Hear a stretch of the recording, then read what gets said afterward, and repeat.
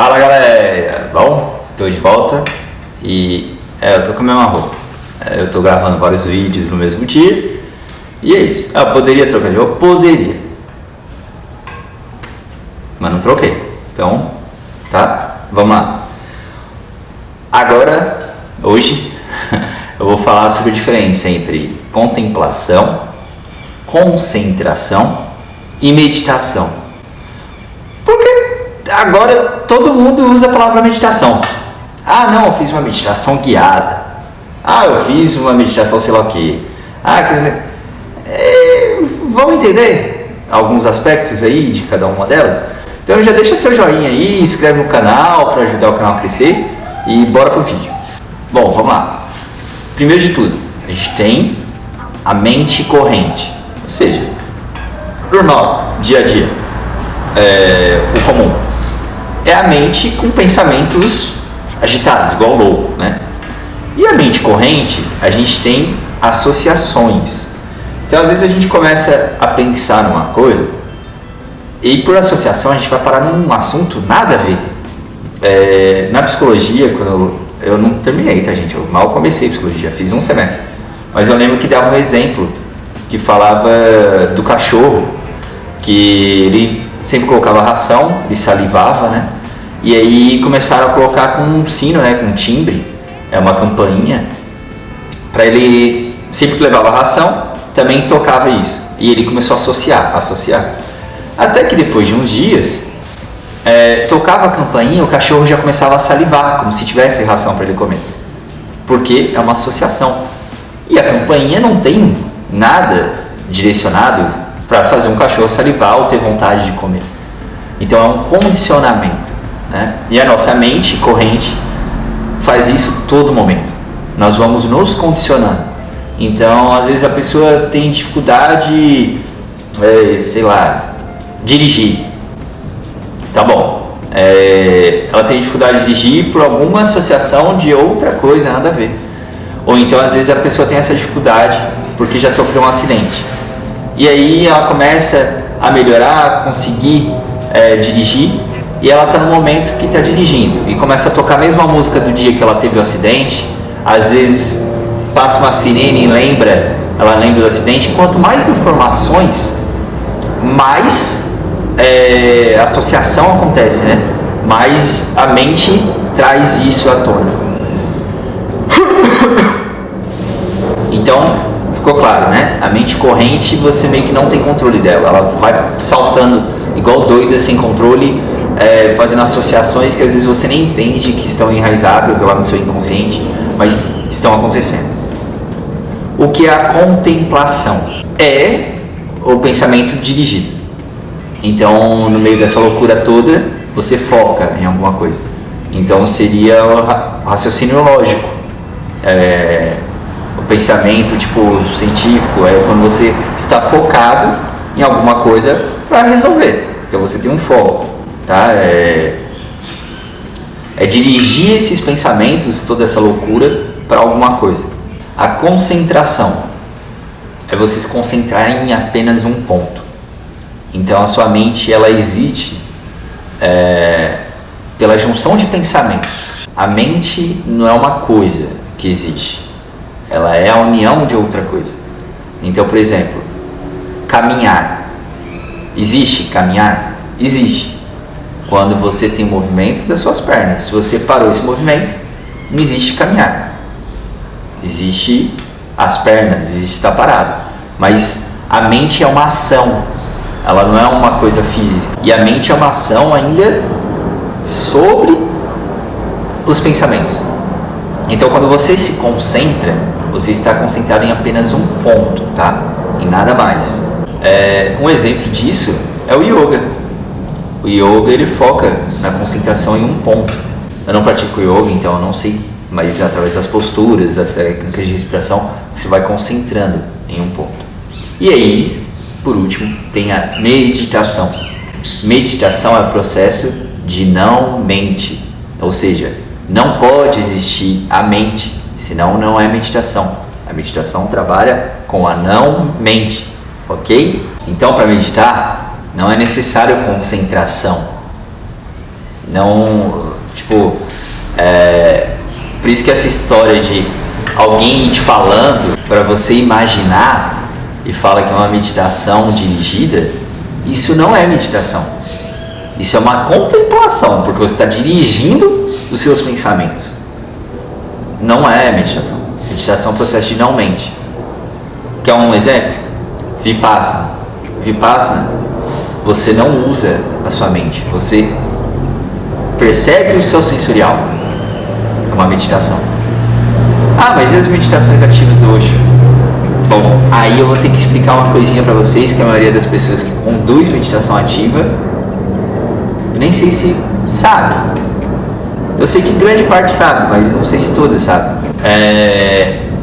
Eu aprendi que existe a prática das meditações de grupo e de campo. O que isso quer dizer? É um nome que, claro, que inventaram para diferenciar duas formas de conduzir as meditações. A meditação, como o Osho explicava, como ele conduzia, como é para ser usada, é uma meditação de campo, é uma meditação crua, ou seja, você vai explicar as fases, cada fase tem um motivo, tem um porquê, mas quando você for executar, você não tem que pensar em nada, você tem que ser aquilo. Então muitas vezes ele fala, por exemplo, na Nataraja, não é para você dançar, é para você se tornar a dança. E aí, nas práticas de workshop de meditação, ou quem faz algum grupo, seja de outras coisas ligadas ao Tantra e conduzem essa prática, geralmente tem a meditação de grupo, que é o quê?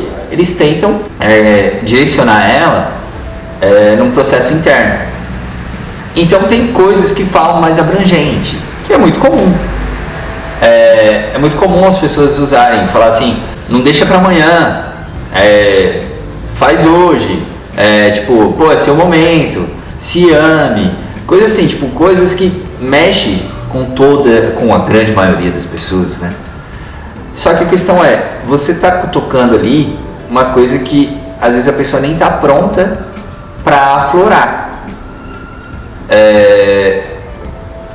E pode ser que isso seja bom, pode ser que isso seja ruim, mas a questão não há um processo inteiramente meditativo quando tem algum estímulo mental para trazer uma informação. É importante demais entender isso, porque tem pessoas que praticam as meditações ativas, outro tipo de meditação, e às vezes quer sair conduzindo meditação sem nem ter entendido, por exemplo, o processo do Vipassana. Eles deixam muito claro, quando você vai lá fazer o retiro, você está como praticante. Para você poder virar professor, condutor, são outros 500. Você tem que se aprimorar, estudar, praticar, tem toda uma trajetória. E as pessoas eu vejo fazendo a prática e querendo conduzir, ensinar outras pessoas a fazerem sem nem entender o básico sobre meditação. Então tá tendo muito assim, como eu sempre falo, estão colocando tudo como farinha no mesmo saco, em questão de terapia holística, de conhecimento, e cada qual tem a sua individualidade, tem o seu conhecimento. Você pode prejudicar alguém? Pode. Vai ser muito grave? Depende. Se for uma pessoa que está com um processo emocional altamente frágil, você começa a falar coisas para a pessoa aflorar aquilo lá, sendo que não foi uma resposta natural dela, pode ser que, nossa senhora, você resolva o processo da pessoa, a pessoa consiga entender aquilo, lidar com aquilo, ou pode ser que não. Pode ser que a pessoa tenha um grande problema de não saber como lidar com aquilo. Isso acontece também nas técnicas de respiração, por exemplo, o renascimento, que muitos terapeutas tântricos usam, que é um processo muito simples, mas todo mundo sabe o quanto é forte, o quanto traz coisas realmente lá de dentro. E aí o processo por si só já é o suficiente, mas aí entra uma coisa que um professor de Tantra meu falava, Vajra, sobre o egoterapeuta, de você sempre querer mais, né? Querer o show tem que continuar. Então você começa a falar coisas sensíveis no momento que a pessoa está altamente numa frequência cerebral, de certa forma, frágil, e também com o emocional dela um pouco mais acessível. Isso realmente é benéfico para a pessoa? Vão ter várias opiniões. Eu já conduzi de várias formas e sempre tento observar demais para ver isso. Então, tem pessoas, por exemplo, teve uma moça de Campo Grande que eu conduzi uma meditação, chama Dança de Kali, que é uma meditação até bem estranha para os conceitos sociais. E quando eu expliquei, ela falou, não vou fazer não. Eu falei, bom, se você quiser, você pode ficar só aqui do lado, vendo, né? E conforme eu fui conduzindo, eu conduzi dessa forma, mais enfática, né, de grupo. Ela começou a fazer a respiração, essa respiração de início, que é um pouco caótica, e ela entrou no processo, e tipo, inteiramente, ela perdeu o controle, entrou nesse processo. Nesse dia, ela achou incrível, ela ficou muito contente, ela quis participar de outras. Em outras práticas, ela até falou que ela nunca mais sentiu o que ela sentiu naquela outra meditação, nessa primeira.